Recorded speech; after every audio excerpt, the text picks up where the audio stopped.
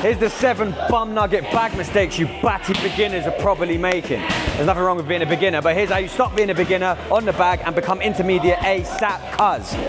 Right, number 1 is no intention. This is such a common mistake in life. Martial arts life, everything. How many times do people just float through life, just kind of hitting the bag, not really thinking about what they're doing and why? Like, making decisions in life, just not really knowing why. No, there's gonna be 3 very specific intentions that you have when you're working on the bag. Number 1 is cardio and endurance. So when you're doing your round, you set a timer, 3 minutes, 2 minutes, whatever. I'm gonna link a video to different bag workouts you can do, but for that round, you are going to go as hard or as fast or both as you possibly can. So instead of just like kind of randomly hitting the bag, kind of doing it hard, sort of throwing combinations, sort of throwing strikes. No, you're gonna go as hard as you literally can. So for the whole 3 minutes, bang.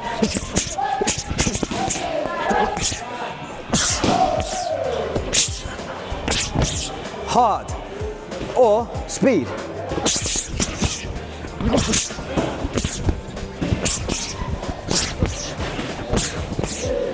Speed. So that's intention number 1. Is athletic development, endurance, speed, power. Intention number 2 is technical. This is where we're gonna pick one particular strike or one particular combination, and you're just gonna drill that for the whole round, for the whole 3 minutes. So for me right now, it might be a jab. So before I think about how fast I'm throwing it, how hard I'm throwing it, no. I'm gonna think about my mechanics.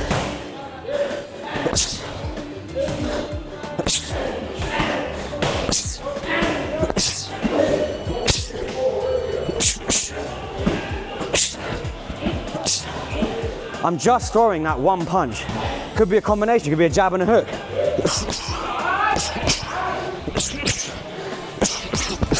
I might throw a kick after it. Bah, bah, bah.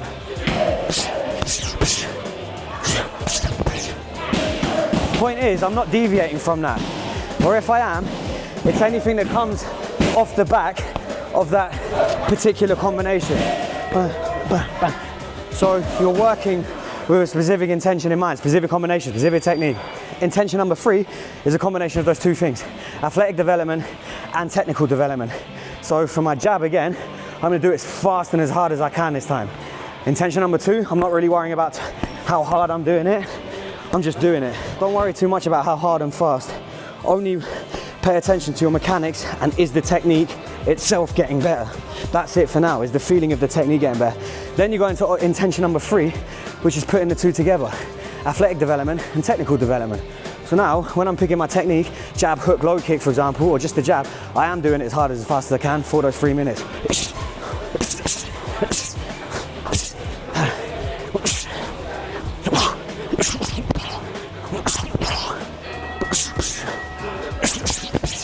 Hard, power, speed, power, for those 3 minutes using that one technique.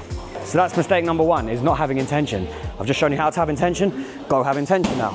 And apply that to life. Have intention with what you're doing. Ask yourself, why am I doing this? What outcome do I want? Where am I f***ing up? Bum nugget, batty man, beginner mistake number 2 is not regulating your energy effectively. So if you are going for intention number 1, which is speed and power and intensity, make sure you're learning to regulate your breath properly. So many times I see people on the bag, beginners, and they're just holding their breath the whole time. Then they're trying to catch up, and then they're going again. They're breathing all over the place, their body falls apart, their energy falls apart, and they're after literally like 2 minutes. So learn to breathe, learn to regulate your intensity of your breath, and also how to time the tension of your strike with your exhalation. Learn how to time your inhalation when you're not striking. So the bad example looks like this.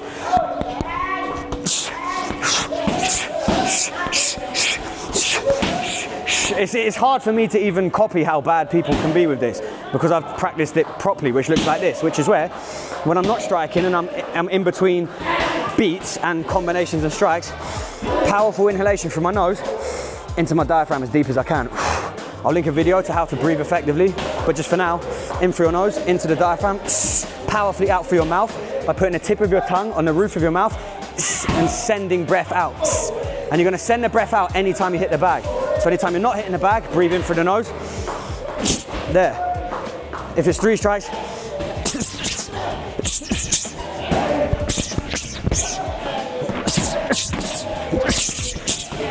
Breathing out every strike. That's how you regulate and you deploy your energy effectively so you can last the 3 rounds, right? So that's batting man mistake number 2, not regulating your energy properly. And an important tip, in terms of timing the tension of your body, the contraction of all your muscles, you're gonna time it as the strike lands and as the breath goes out. And then when you relax and you stop striking, relax everything again. So look, here I'm relaxed. When I hit the bag, everything's on. Here, look, everything's on. Then I'm out and I relax.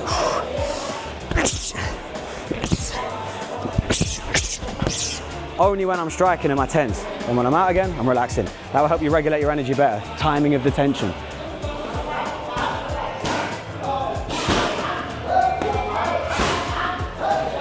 Right. Bum nugget batting man beginner mistake number 3 is having no structure or cadence behind your strikes. So this is another thing I see all the time. Just same exact power, same exact punches. And unless you're doing this for like endurance reasons or you're really trying to dial in a certain biomechanical pattern, so you might see Floyd Mayweather punching like this. If you're a beginner, I know that you don't know what you're doing.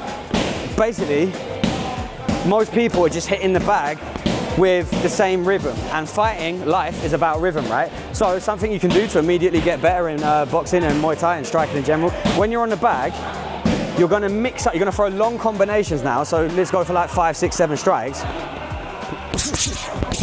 You're gonna mix up how hard and how fast you punch the bag within the combination. So instead of like 5 strikes being the same, 1, 2, 3, 4, 5, or like 1 being really hard, like 1, 2, 3, 4, 5, which is what beginners do, like, they just do it all the exact same power. What we're gonna do as professionals and as high level guys, you're gonna be intentional with when you punch here, you're gonna go for long combinations, but you're gonna mix up the speed and the power.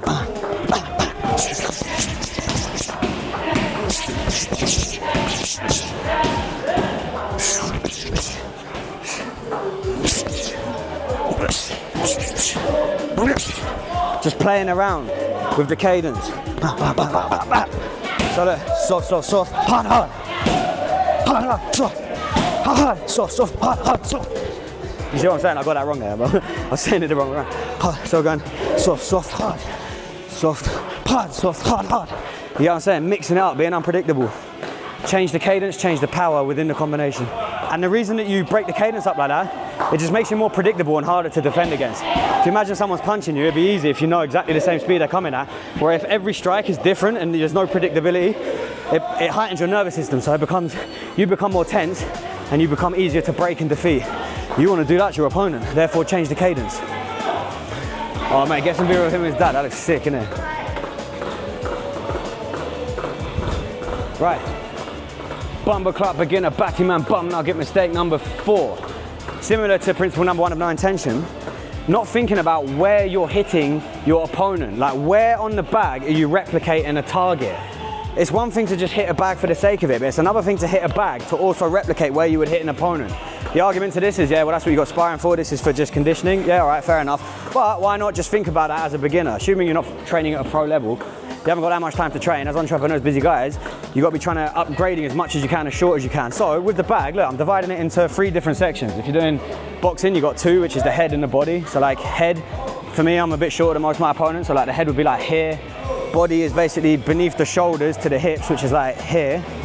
And then Muay Thai and kickboxing, you got the legs as well. So when I'm kicking and punching, I'm thinking about where am I actually hitting. If I'm hitting here on an opponent, that's kind of like random. If I'm throwing a hook, I want to get round. I want to get like round their guard. If I'm throwing a straight, I want to come through the middle. If I'm hitting the body, I want to hit the solar plexus here. I want to hit just in the bladder here. If I'm kicking the leg, I want to be chopping down on the thigh. I want to be coming up into the thigh. I want to be thinking about exactly where you're hitting them, rather than just like randomly hitting that. Look, me just hitting there is the equivalent of me hitting there on the body. It's pointless.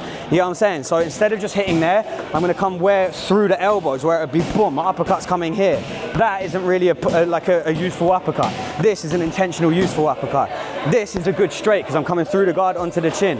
Like that is just a bit random because I'll just be hitting the hand there. So be intentional with where you're actually hitting the bag. You get what I'm saying?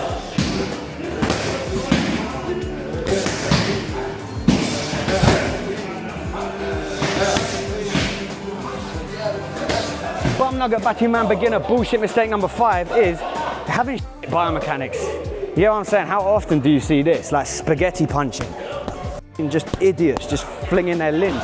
Go into any like mainstream gym and there will be some divorced guy on the bag, or some 20-year-old that watched this fucking Andrew Tate TikTok and he's like, yeah, I'm combat ready, and he's just throwing his limbs at the bag like that. All right, well done for at least giving it a go, and well done for the self-confidence to not give a shit how much of a dickhead you look. I respect it, but you might as well get good, right? So what we're gonna do, when you're hitting the bag now, understand this principle. Practice does not make perfect. Practice simply makes consistent. Perfect practice makes perfect. We're gonna try it and practice perfectly as best you know how to. Join Don Dojo, obviously you'll learn all perfect technique. But until you join Don Dojo, here's some advice for you. Punch with all of your body. When you're punching and kicking, make sure you're at least turning your hips, shoulders, knees, ankles, all your main joints. Every time you strike, turn all of those joints into the bag. If that's a straight or a rear shot, here, here, here, here. Look, all this right side of my body is turning into it. Similarly for the left. If I'm throwing my hook, look, all these joints are turning into the bag here. Even with my jab, slight little turn in. With my kick, boom, here, boom, boom, boom. Pull up, my whole body's moving. Just for now, bear that in mind when you're punching. Don't be the idiot that everyone's secretly judging and trying not to laugh at because you're just punching with your arms like this and your legs like this, separate to your body. You're not a fucking Mr. Man. You're not a Dr. Zeus character. You're supposed to be a combat ready motherfucking entrepreneur. You get what I'm saying? It's time you started acting like one.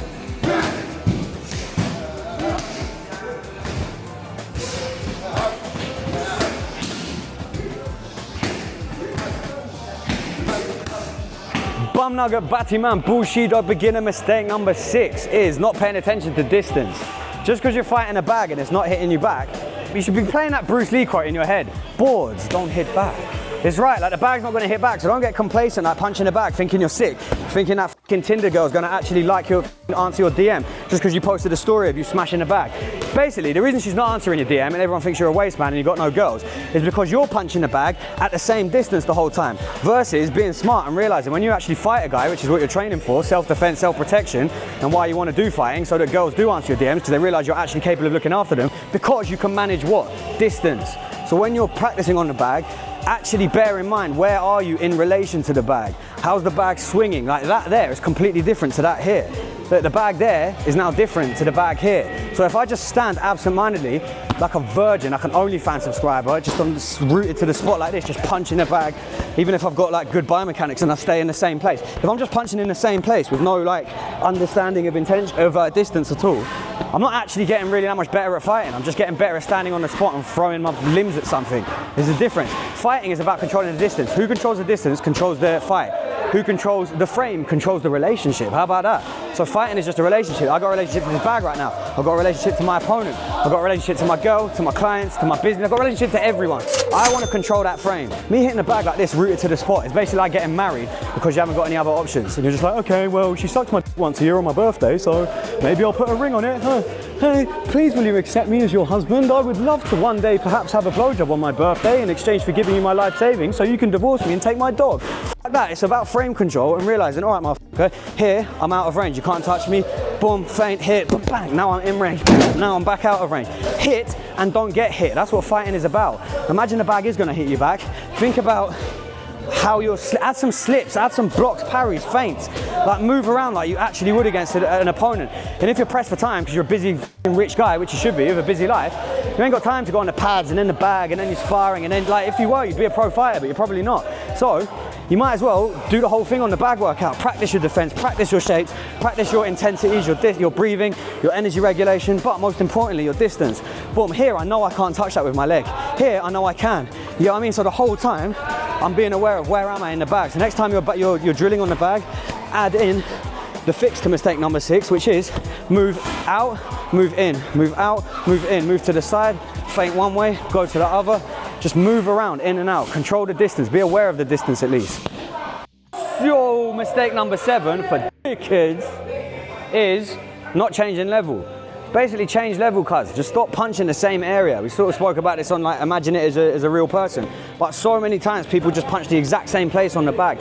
Get used to squatting. Get used to squatting to go up to go down. Jab high, jab low, hook high. Change level, please. For the love of your ancestors, for the love of your creed, for the love of your reputation, for the love of your self-respect, change levels on the bag. Use your whole body. Punch different levels on the bag, bruh.